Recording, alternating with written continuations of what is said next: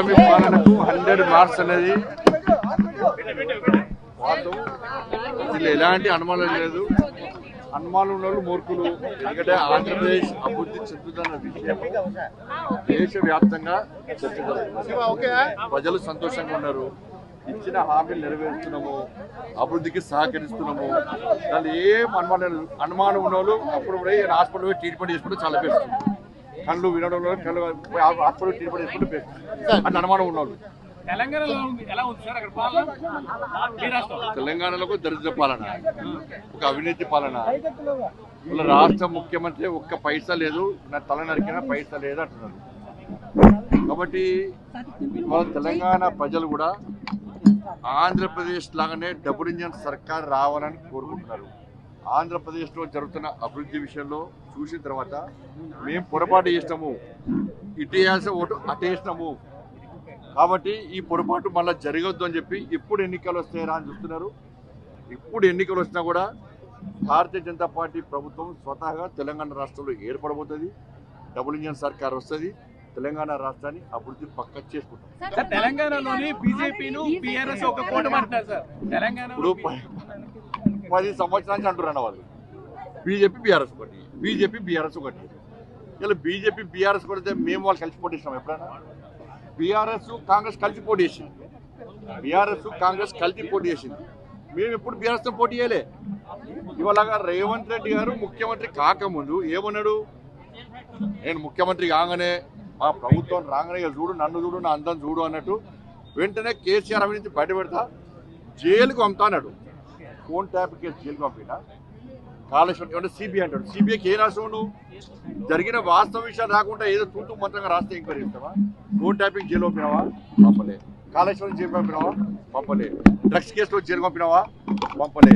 Form house కేసులో jail పంపినావా? పంపలే. విద్యుత్ కొనుగోలుకి జైలు పంపినావా? పంపలే.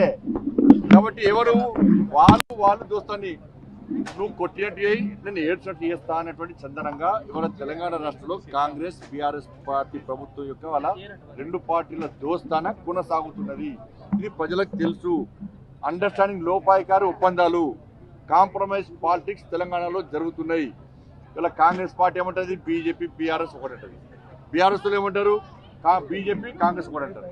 వాళ్ళిద్దరు ఒకటనే విషయం వాస్తవము. అందుకే అవినీతి విషయంలో ఇంతవరకు కేసీఆర్ కుటుంబంలో ఏ ఒక్కరిని మీద చర్యలు తీసుకునే దాఖలాలు లేవు, ఒక్కరిని అరెస్ట్ చేసిన దాఖలాలు లేవు. సార్ అంటే ఇక్కడ కూటమి సర్కార్ ఉంది, మీరే చాలా బాగుందంటారు. మరి వచ్చే ఎన్నికల్లో అంటే మీరు ఏకపక్షంగానే అక్కడ వెళ్ళే అవకాశం ఉంది.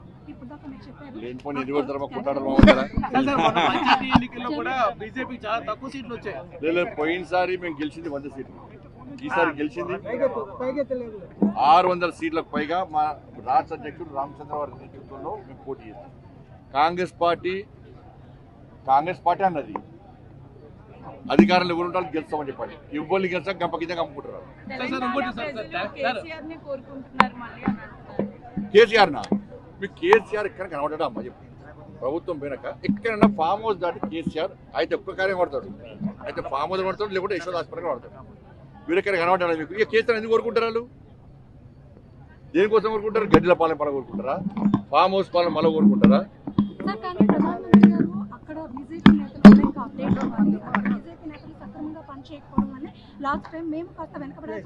మీకు వచ్చిన ఇన్ఫర్మేషన్ ఆ లీక్ చేసిన వాళ్ళు తప్పు లీక్ చేసింది.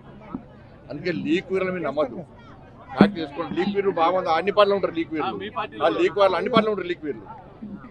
కాబట్టి ఆ లీక్ వీర్ల మాట పట్టించుకోవద్దు.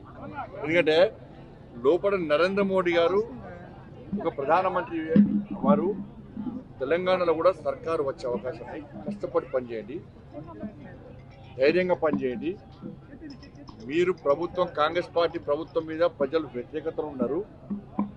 అన్ని విధాలా కేంద్ర నాయకత్వం మీకు సహకరిస్తుంది అని చెప్పించి అందరు కలిసికట్టే పనిచేయమని చెప్పి వారు సూచనలు తప్ప మీకు లీకు తప్పు లీకు దయచేసి అటువంటి ప్రసారాలు అవాస్తవ విషయాలు కూడా ప్రసారం చేయడం కూడా మీకు 2 చేతులు జోడించి మొక్కుంటాం.